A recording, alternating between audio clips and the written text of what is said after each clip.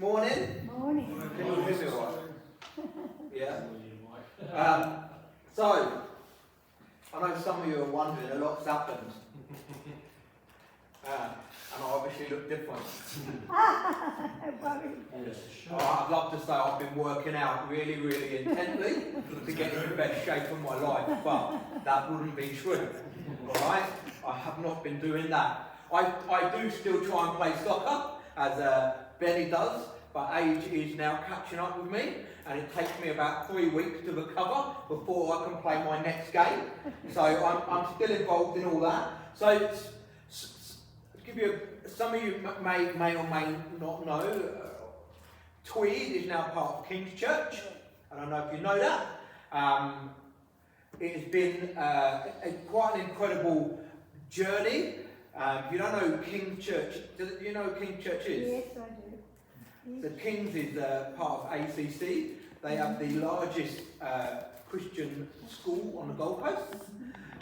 They have 3 Christian schools. They've just bought a new bit of land to start a 4th Christian school on up in Ipswich Way, and it was an absolute divine appointment, should I say? All right. But in a nutshell, Kings were going to start a new church in the Tweed Coolangatta area. All right. At the time, I covered a random shift for a friend of mine as a cold truck driver. Alright? So, when I got to the Coles store to get the truck and do what I needed to do, I happened to notice on one of the run sheets that one of the drivers had 2 runs. And I laughed to myself, thinking, unlucky for him. Because this particular driver wasn't a very happy person in general, right? So anyway, he rocks up, I've loaded his van for him, the key is in it, it's running out the front, I've made his life easier, and I could hear him speaking in the warehouse, saying all sorts of things in what we would say French. Okay? So you understand where I'm going. Why do I always get this run? Why is it always me? Why can't it be somebody else? And I'm just having a chuckle to myself thinking, I've got the easiest run out of the whole lot. It's going to be great. Lo and behold, my manager comes and says, can you swap? Now I'm torn. Because they all know I go to church. It sucks sometimes when people know you go to church. Because I really wanted to say no. I do not want to do it. Unlucky. But I said yes. Sure, I'll do the run. The first run was going to King's Christian College. Now, I've delivered there before, right? And it's sometimes absolute nightmare. Okay, I went to go and do a delivery there once before, and parents blocked me in so much so I couldn't even get the stuff out of the truck, and I had to sit there for 40 minutes just waiting. And when you're a delivery driver, I only get allocated 8 minutes per drop.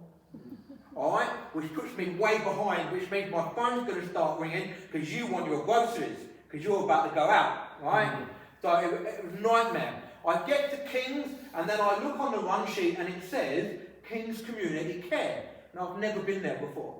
I've been everywhere else in King's, but never there. I have no idea where it is. And oddly, no one in the school also knew where it was. Okay? This is how life works as a delivery driver. When you ask someone for direction, they just say, I just work here. I don't know where that is. I finally find the community centre. I get there, and this lady greets me. Her name is Shirley. She runs the community centre. And I was blown away that my whole truck was for the community centre. I know, right? So I'm unloading, she's unloading, trying to help me just to speed up the process a little bit. And then she says, we're starting a new church in this area. Why don't you come? So now I'm torn again. Do I say, I am a pastor? Or do I just, I'd love to come? Alright? You've been in those situations before, because you know as soon as you open your mouth and you say something, you're going to be locked in conversation. So I said, I'm already a pastor. And she said, oh great, we can't wait to plant this church. And I then went quiet, and we're doing our stuff, and then she's going on about this church plant. So then I then said, can I be honest? She said, sure, we don't want another church plant in our area. There's too many. Don't come in our area as a big church and just take every other Christian in the town, because that's what happens. Literally, what happens. I remember when Hillsong started in New York City. They went from 1 service to 4 in 3 weekends, but not one new believer. And that frustrates me. So I said, out of my frustration, why don't you just come alongside another church and bless them? Right? She didn't know what to say, but said, email this person. So I sent an email to this person, thinking that maybe they might not church plant, they might support a church. Well, 2 weeks later, I'm sitting in a coffee shop having coffee with Pastor Ben, who's the senior pastor at King Church. He's also the ACC Queensland director.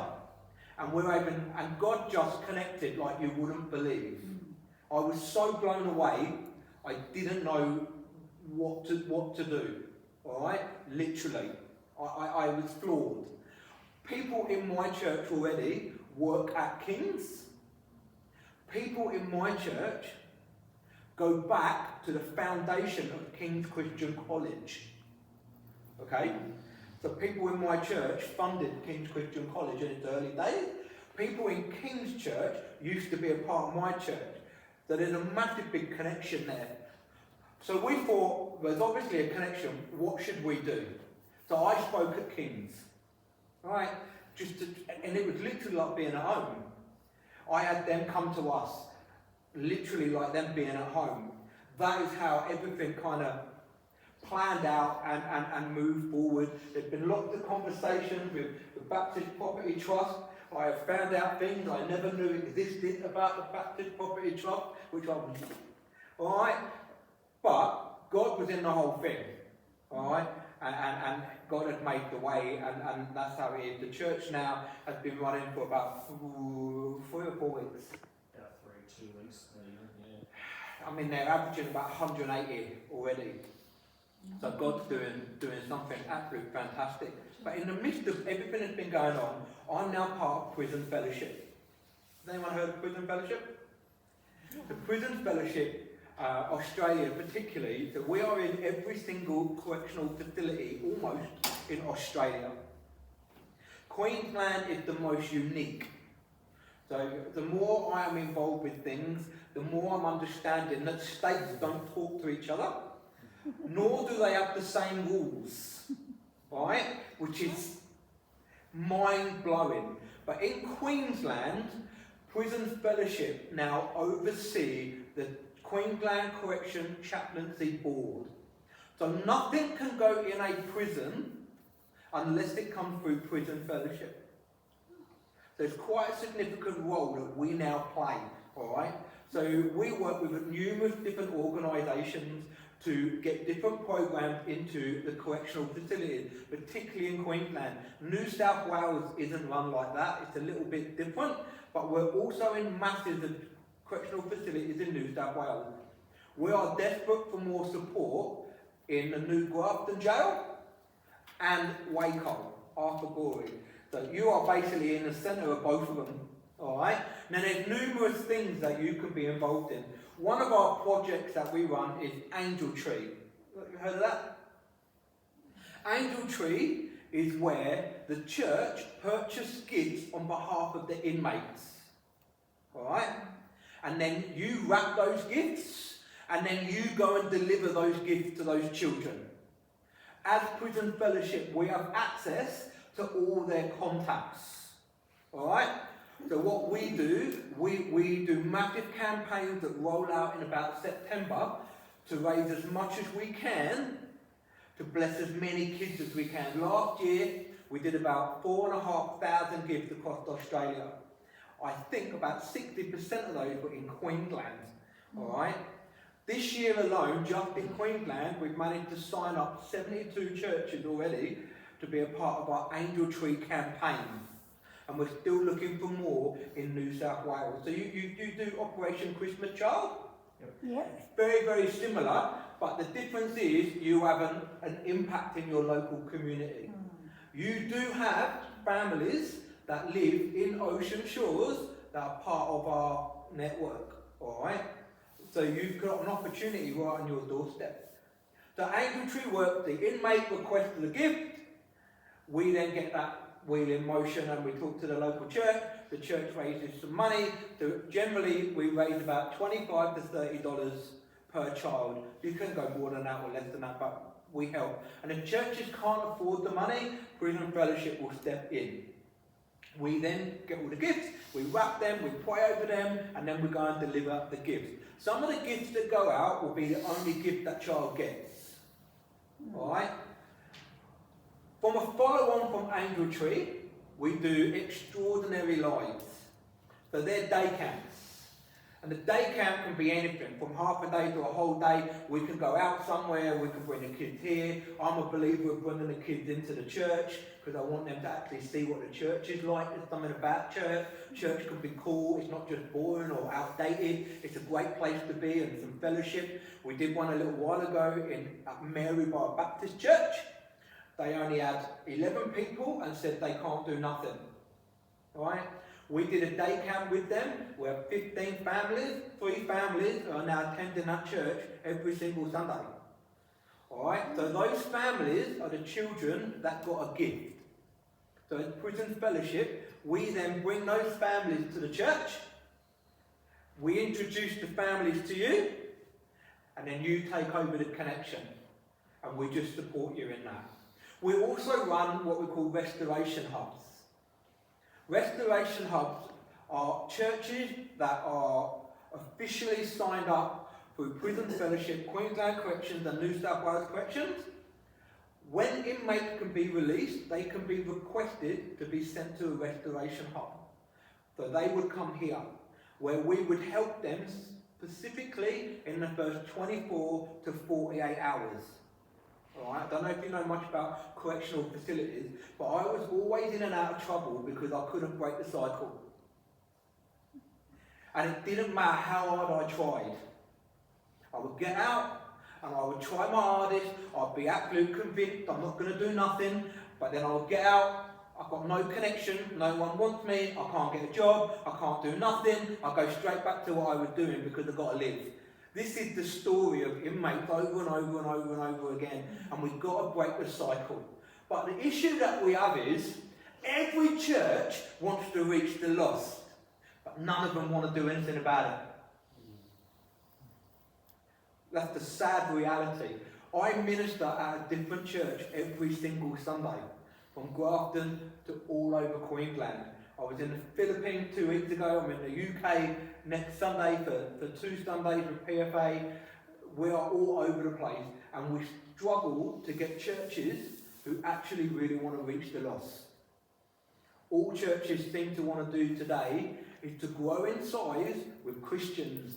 Our mandate is to go into all the world, preach the gospel, lay hands on the sick, and introduce people to Jesus and to let them know that there is a Saviour. His name is Jesus. He's for you. He's not against you. He has the power to transform you from the inside out. He'll reconcile you back to the Father. He'll set you free from your sinful nature. That is what God wants us to do, to go into the world and actually do that. And I must admit, I've never been so frustrated in all my life since I've been with Prison Fellowship. Because all I tend to do is to try to convince Christians to do something. We are living in a time where people are so hurt. The world is so messed up. We have the only hope that people desperately need. We really, really do. So if you guys would like any more information on Prison Fellowship, or maybe you'd like to sign up, volunteering can be a number of different ways. You don't have to physically go into the prison. You don't have to physically meet the inmates. You could help us with our day camps. You could help just with the prayer chain. We have some significant prayer requests that come out of our correctional facilities that we need people just to be praying for. You could be one of our prayer warriors, or maybe you want to give towards Prison Fellowship. We have these little cards that you can fill out that, and you give that back to me, and then we can make that happen. If being part of Angel Tree is something that you guys would be interested in, right? You do have families in this area, then we can make that happen, and then you can be part of our Angel Tree campaign for this Christmas, where you can make a difference to a little kid somewhere in this area. So that's what I've been up to. Not much.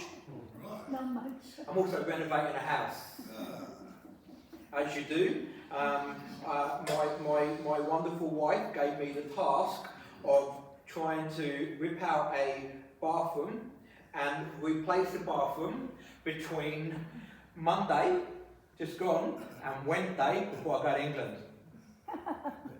Good luck with that. Yeah. I've got the bathroom out, One step. and I've ran into so many nightmares, plumbing issues. So whether or not it's going to happen, it's not going to happen. But just stand your faith, okay? But anyway, this morning, I just want to explore something real simple, right? And this is something that particularly inmates struggle with. And it's something that I've always struggled. I've always struggled to fit in. Some of that is through my own choices, alright? Some of that is because I don't keep my mouth shut when I should. And I say things as they are. If I think something sucks, I say it sucks. I'm not going to be nice, it sucks. I need to change, let's change it, right? So I've always struggled to fit in, even when I go back to when I first got saved. I've struggled to fit in. I don't look like what I'm meant to look like. And so many people consistently say these things. You don't look like you're meant to look like. I remember my first day at Belconnen Baptist Church back then, all right, which is now called Mosaic Church. Ben was there all those years ago. You probably don't remember the first day I walked up there, do you? No. That's how long ago it was. All right? I'm standing at the door just greeting people. Just saying hi when people walk through the door, right? And this person walked straight up to me and gave me the most evil look ever, up and down at me, and then walked right past me, right? Unbeknown to them, 15 minutes later, I'm called up onto the stage. And they're sitting right there. And I'm introduced to the church as one of their new pastors. You should have seen this guy's face. His face just went white and dropped. At the end of the service, I'm standing at the door again, just saying hi to people as they walk out, and this guy makes a beeline to me and says, I'm really, really sorry, you just don't look. And before he finished this sentence, I said, I don't look like what? What am I meant to look like? You see, the thing is, God is in the business of changing lives. I have a good friend, Ben knows him, his name's Noel, he lives in Canberra. He is now a pastor of Life Unlimited Church. I tried my hardest to connect him into my church, but the church just wouldn't accept him. He did 13 years of a life sentence for murder, and now he's a pastor. You see, God changes lives regardless of whether or not you think someone is worthy of it or not. But what I do want to say before I continue, right? Despite the fact that we go into prisons and we preach the gospel, we do not glorify crime. Just because someone gets saved doesn't eradicate consequences. You hear that? Just because someone gets saved, it doesn't eradicate the consequences. They still have to face what they've got to face, alright? But as Christians, we want all people from all walks of life and all backgrounds to know who Jesus is, because he's the only way, right? But I don't look like I'm meant to. Now, it's going to be a bit silly me talking about this sport while the soccer's on. Anyone been watching the soccer? No one. You did a better job then. Well, if you don't know, England won this morning, and if you haven't heard the saying, it's coming home. Alright? There's this song, it's coming home, and England is going to win the World Cup, okay? If England get knocked out before Australia, then Australia are going to win the World Cup. Alright? That's where I'm basing it. But I'm not a fan of sports gambling particularly, if I'm honest. Particularly gambling with professional horse racing, right? But I've always been fascinated by the sport. My dad used to own 3 horses. When I was a little kiddie, I would drag all the way around the country just to watch this horse gallop around a paddock, and I used to wonder why. And my dad would sometimes get in this jockey's ear roll, and I used to wonder why too. Now I understand. I know you'd be surprised at this, would suck at being a jockey. Okay? If you don't know why, the lighter and smaller you are, the better it is. The faster they run. Okay? I did a skydive not that long ago with my 3 kids. I actually was a few years ago, right? My youngest son Samuel jumped out the plane first. I jumped out the plane last. I landed first. He landed last. Okay? So weight don't always go for you, particularly in horse racing, right? But they say it's the fastest 2 minutes in sport. Every year, horse breeders from around the world literally do whatever it takes to get their horses and their jockeys in shape for the big events, right? The big event. In the UK, it's called the Grand National, right? Our whole house will come to a standstill when the Grand National is on. Literally, because Dad's horses are in it, that's his investment, this, that and the other, and everyone has got to pay complete attention. My dad would even go to the bookies to try and hear who is going to bet on his horses. Literally, right? Here in Australia it's called the Melbourne Cup, and in the United States it's called the Triple Crown Thoroughbred Racing. Alright?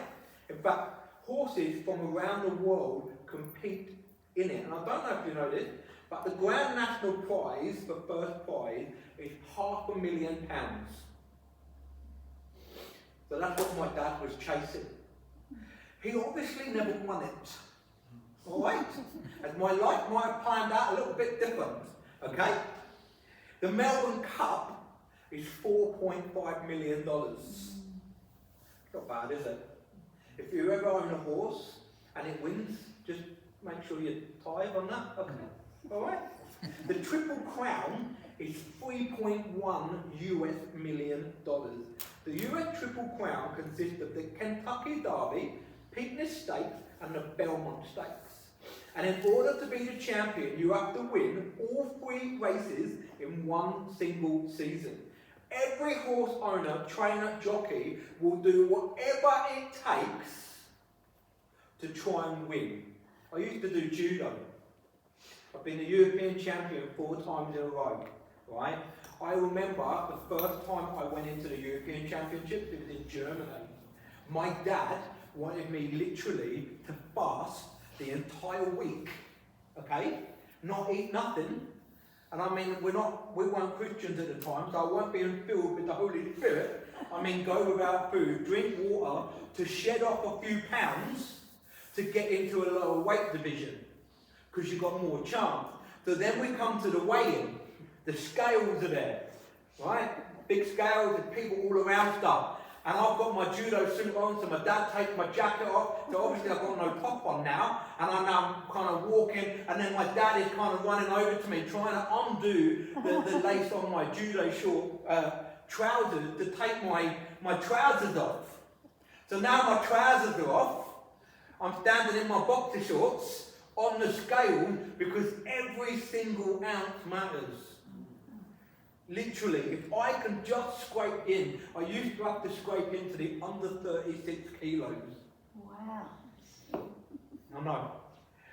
I'm not sure I was scraping to the under 90 kilos nowadays, despite what I might or might not be wearing. But the thinner you were, the better it was. And people would do whatever it takes to get their horses in shape. Now, horse racing, in horse racing, an individual who is better known as a handicapper must carefully analyse each horse to predict the winner. Right? That's how the odds come out. How people do all their betting. The method of analysis is called handicapping, and it's determined to the horse's competition winning streak, the racetrack conditions, and is carried out in advance of every race. Don't miss this bit. Horses have an obvious advantage over people. Do you know why? Because they're unable to know their predicted odds. Let's think in for a minute. Just think how much you could do if you didn't know what the odds were. Just imagine if the horse was standing there, it's ready to go, he's all fired up, he's done everything he could to be ready to run the race. And then the horse next to him said, mate, you suck. You're never going to make it. You're rubbish. Welcome to life. When we come up with a big idea and a dream and we're told that's never going to happen. You haven't got the ability. You haven't been raised right. You don't know this, you don't know that. How many times have we been told that we're just not good enough and we don't have what it takes to do whatever it is that God has actually really told us to do? Just imagine if all that was taken away and you didn't know any of that. You know, failure is taught. We learn that. If you look at two kiddies when they're little at play school, doesn't matter what background or what colour they are, they're best buddies. Because behaviour is taught. They learn to hate. They learn to put people down. So you're comparing yourself. It's such a dangerous game. Who's got kids? Grandkids. The only place I could ever take my kids for dinner used to be Sizzler. Remember Sizzler? I do. Why? Because it's chaotic in there. Toys. Everything's everywhere. Everyone's running to that middle part. You remember the middle part, the freestyle part? And everyone's fighting to get in there and grab everything that they want to grab. I remember trying to take the kids to a nicer restaurant and we spent the entire time arguing, me and Mum, because we're trying to get the kids just to sit down. Just pick what you want. It's not that difficult. Chicken nuggets and burgers, what do you want? And they're squabbling over it. And then they're trying to run around because there's nothing for them to do. And then all of a sudden, this other family rocks up and their kids are so well dressed. Their shoes are on the right feet. Everything's tucked in. They're doing exactly, they even pull the chair out for Mum and Dad. And then you look at that family and you look at yours and you think to yourself, what in the world have I done wrong? How can they be so organised? But the thing is, when we compare ourselves to other people, we actually miss out on what God wants. You see, comparison comes from a distorted focus. Keeping our eyes on the things in front of others rather than what's in front of us leads us to a place of discomfort, leads us to where we don't want to go. Comparing ourselves to others causes us to minimise our own abundance. See, the Bible's so clear. You know, the Bible's a good book. You should read it a bit more. It's a great the amount of churches I go into and the amount of people that don't really have Bibles in it anymore. Like, I'm all for technology and having Bibles on there, and it's great when I go preaching everywhere because I already have to carry a big suitcase everywhere I go with everything. But there's something about opening the book. When you underline what God has been saying to you, and then you reread what God has been saying to you, and then you highlight it, and you star next to it, and then you cross-reference it. If you read the book of Numbers, right, you'll come across someone called Ezra. Ezra would open the book. This is what I think the new generation needs to do. When you open the book, you know what happened? Everyone stood in awe. That was it. Everyone just stood in awe. There's something about the book. I absolutely encourage you. Read the book. If you've got marriage problems, read the book. If you've got problems with your kids, read the book. If you've got problems with finances, read the book. If you're lost, read the book. If you've got health issues, just read the book. Open it and just read it. We read the Bible not for information. We read it for transformation. So we get changed from the inside out, and it baffles me. Some of the passages that I've read 1,000,000 times over, I open the book and I read it again, and all of a sudden something new just jumps out of me, and I discover something I never knew existed, and I've read it 1,000,000 times. Why? Because it's the inspired word of God. To read the book, amen? See, the Bible's clear on comparison. God created us in His image. Just so good. Do you know what that means? I don't care what you think about me. I don't care what you think about my image. I don't care. I ain't created in your image. I'm created in the image of God. And I'm so thankful, right, that God works at the heart first. Man looks at the outward appearance, and then we judge people by what they look like. Some of the nicest people I've ever met look like they belong in the Hell's Angels. Some of the most horrible people I've had to deal with walk through that church door. It pains me greatly. Pains me. We're created in the image of God. To love people. Not to judge people. To listen to people. See, listen, right, in a manner so that people just love to speak. You know, some of you will set people free by saying nothing. Stop trying to justify everything. Stop it. Just listen. Some people don't want an answer. They already know. They just got to get it out of them. That's all they want. Just someone to sit there and just listen to my pain. Don't tell me everything I've done wrong. I know what I've done wrong because I'm already in the pit. I'm already behind bars. I'm not stupid. But just listen. Don't say anything back. Just show me that you're connected. But look at people in the eye when you talk to them. Let them know that you're actually paying attention. That listen in the manner, and you set so many people free. I believe it. See, we're created in the image of God. And God created us each uniquely. Now there are times when I think, Lord, if everyone was like me, life would be a lot easier. I know you're all laughing, but everyone of us in here about to lead something, right? Yeah? And then you've had to release some of that responsibility onto somebody else to do something, and then they don't do it how you do it. And it's blinking frustrating sometimes, because sometimes you have to wait for them to go so you can fix all the mess that they just made. But the thing is, we've got to give people opportunities. If we don't give people opportunities, then they're never going to step into their gifts either, right? Which means things are going to get messy sometimes. Which means you're going to come in and now everything that's always been is no longer like it. It's different. But we don't like different. We want it to be the same forever. There's only one thing that stays the same, and that's God. If you read throughout Scripture, you'll understand that the method of how things were delivered changed consistently. Because culture changes. And we've got to keep up with the current culture. See, He created us with a specific purpose and a plan. In Galatians 1:10, for I'm now seeking the approval of man or God. Or am I trying to please man? If I was still trying to please man, I would not be a servant of Christ. In 1 Corinthians 4:7.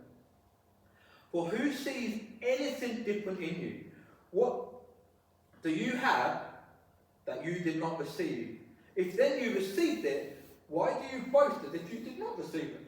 In Psalm 139 it says, I praise you, for I am fearfully and wonderfully made. We should teach people to confess that over their lives sometimes.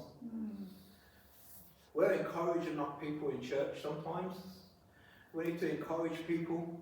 Just confess God's goodness over your life.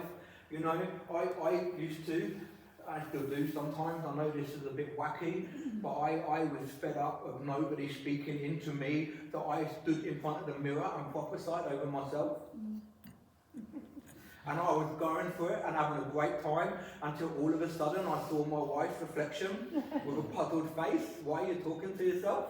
She didn't kind of understand what I was doing, but I was just in a moment. No one was telling me anything. I felt like I was completely cut off, and I needed to know that God is who He says He is. So I just decided I'm going to speak over myself, and I'm pointing to myself, and I'm confessing things to myself, and I'm telling myself I'm going to do exactly what God has called me to do. I'm above and not beneath. I'm the head and not the tail. I can do all things through God who strengthens me. I mean, I was absolutely on a roll. And then all of a sudden, I see my wife's reflection. I think, ah, you know, and I kind of step back and I look at her and I think, wow. And she said, like, what's the matter? So then I explained to her. And she just encouraged me to go for it. Confess God's wonders over your life. You see, comparison is a highlighter of iniquities and a still joyer. Comparison hangs blind over the windows of our blessings, and it tells us we're in the dark. Comparing yourself to someone else is a lie. outright lie. Racehorses have only been trained to run. Right? They don't train racehorses to do anything else. Right? A show horse, you know, the one that jumps over stuff, would suck at being a racehorse.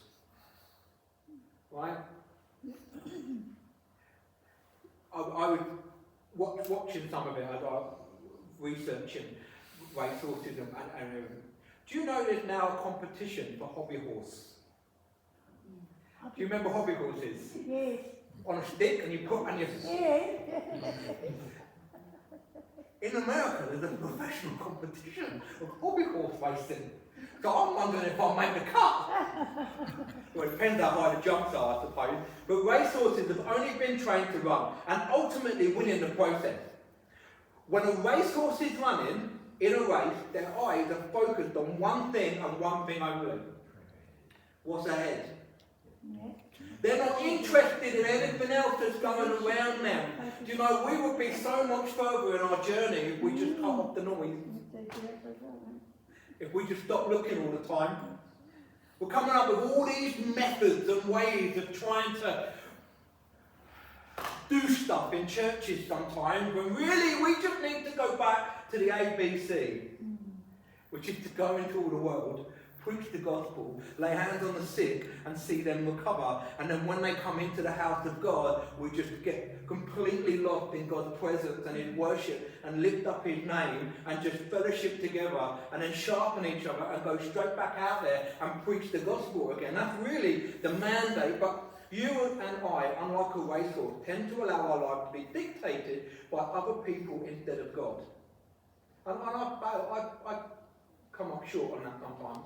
You see, people are limited in their knowledge of what's best for us. Man, there's a lot of people that should not give advice. Alright? In fact, I was so sick and tired of pastors giving marriage counselling, I studied to become a psychologist. So I have a degree in psychology. It took me forever to get it, believe me. I do not want to be a psychologist or anything like that. I was just fed up of people giving advice when they really don't know some of it. Sometimes you need to have people over to professionals. That's why they're professionals. Okay? However, God's not. Aren't you glad God's not limited? Yeah. God knows all things. And we have to shake off every distraction that comes our way, because distraction can hinder us from running the race. And Hebrews 12:1 says this: let us run with perseverance the race marked out for us. So recently I learned about the Texas-bred racehorse named Assault. He was a Triple Crown champion in 1946. I won around them. Alright? Which is why I researched. When Assault was a foal, he accidentally became injured by stepping on a stake. As a result of the injury, his right hoof was deformed. Right? I don't feel the need to give a practical example of what that would look like. Alright? But his right hoof was deformed. He was tagged with the nickname the Clubfoot Comet because of the awkward way he walked and galloped. Assault's athletic ability was not seen until he ran.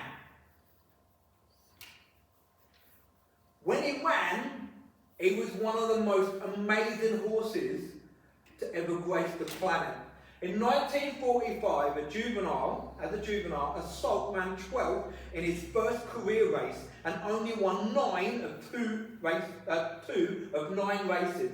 Assault did not reveal his true racing qualities until the following year. On May the 4th, 1946, Assault entered the Kentucky Derby as a considerable outsider. So good. It's so good to know that God uses dummies. Come on, man. You know one. The Titanic was built by professionals. The Ark was built by amateurs.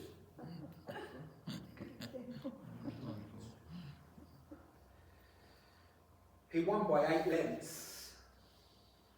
In the Preakness Stakes a week later, he won by a neck. Then on June the 1st of the same year, Assault became the 7th Triple Crown champion when he won the Belmont Stakes by 3 lengths. Like Assault, we may not appear to be anything great to the natural eye. And this is something inmates struggle with, because they have so much baggage.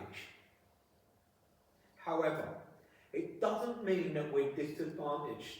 It doesn't mean we're destined to a life that's not full of blessing. What will set us apart is our ability to press on despite the odds. In 1 Samuel 16:7 says, "But the Lord said to Samuel, do not look at his appearance or his physical stature, because I have refused him. For the Lord does not see as man sees. For man looks on the outward appearance, but God looks at the heart." I want to encourage you today, right? Don't compare yourself to others. Don't judge people. Just love people. Despite what they look like. Despite the baggage that they may carry. Despite what they may say. Despite their mannerisms. Because we've all seen people that have odd mannerisms sometimes, right? And you just look at them and think, oh man, they're a fruitcake, I won't go near them. Right? We judge them straight away. We've got no clue what people are going through. I met a homeless lady just 3 days ago. That all she had on was a t-shirt, a pair of underpants, walking down the street. She was shouting at our building, right? Waving a fork around. People were calling her all sorts of stuff, telling her to move back, get the police, and this, that, and the other. I just walked past her and went, all right? Just like that. All right? Oh. Yeah, she said. I said, do you need help? She said, I'm talking to my daughter. Okay. I said, the building? She said, yes. She's in there. She wasn't in there. I said, oh, okay. Do you need anything? She said, oh, I haven't eaten in days. I said, would you like some food? McDonald's would be great. I said, no problem. Do you want to walk to McDonald's with me? So she walked to McDonald's with me, and everybody moved out of our way. Everyone was talking about us. I could hear them, looking at me, curling their nose up at her. I then took her to an op shop and bought her some clothes and got her covered up a little bit better and tried to help her. About 8 weeks before that, there was another homeless lady that me and my wife had been helping, and someone posted up on Facebook. This lady ran into a restaurant. Just imagine you two out for dinner, right? And I run into the restaurant and nick your plate. That's what she did. This other lady. She ran in, she grabbed the half-eaten plate of food and ran out. Right? And all of a sudden, it kicked off on Facebook. Now, I don't like commenting on Facebook because I'm not a Facebook warrior. Alright? I'm not a Facebook doctor or financial advisor, so I don't get involved in any of that stuff. But they were all saying everything about this lady. So I then commented and wrote, her name's Crystal. She's a really nice lady. Why don't you just buy something to eat? Not one comment back.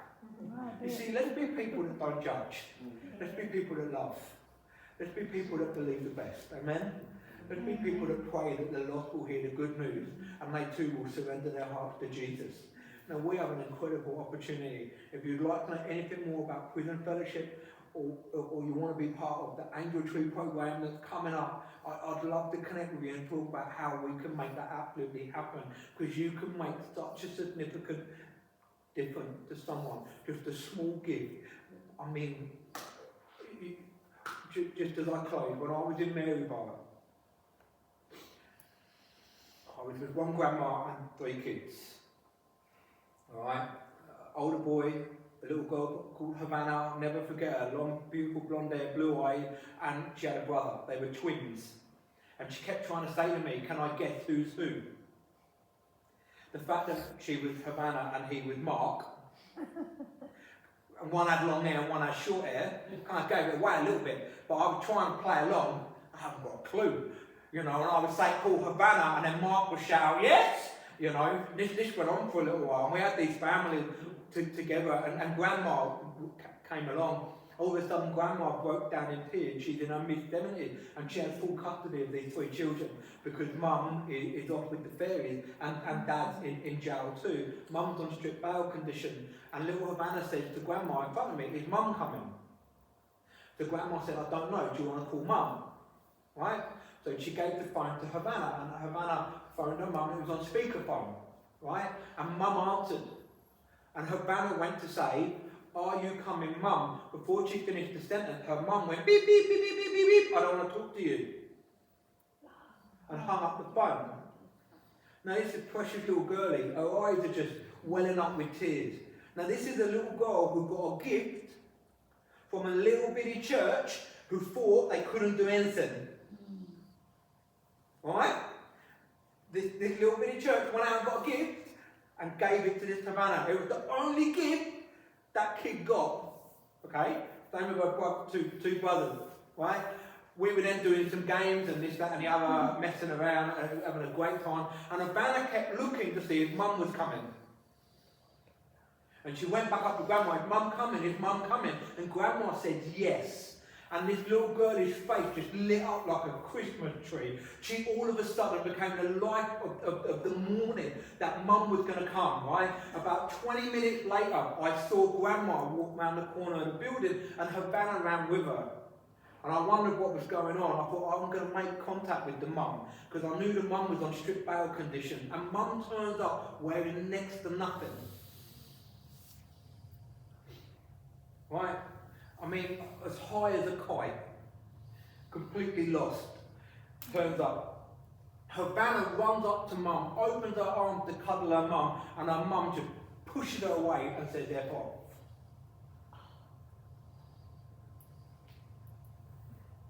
These are the people we need to reach. Precious little kiddie. All she wanted is someone to say, I love you, I'm for you. This little bitty church that thought they could do nothing, now work with that grandma every week, help grandma take the kids to school, and they come to church every single Sunday. This little bitty church that had nothing, now have a kids' church, I think of 6 kids, who are all kids of inmates that come every single Sunday.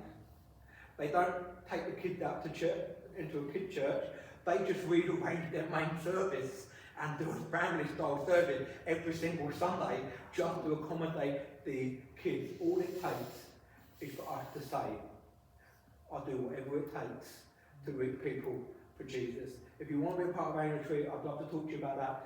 Ben could show you a video next week. I couldn't get it working this morning. That'll give you a bit more of an overview. I will give you a heads up. It's a very, very hard video. All right? It's a true story of a little kiddie whose parents get arrested, the house gets broken into, she receives a gift through Angel Tree, and they get saved. All right? So maybe Ben can show that. If not, it's done a fantastic morning. Thanks for having me back. Been great to come back down. I know it's been so long. Who knows? The next time you see me, I could have long curly hair. I don't know. Who knows what's going to happen? But we have one more song. Yep. Steve.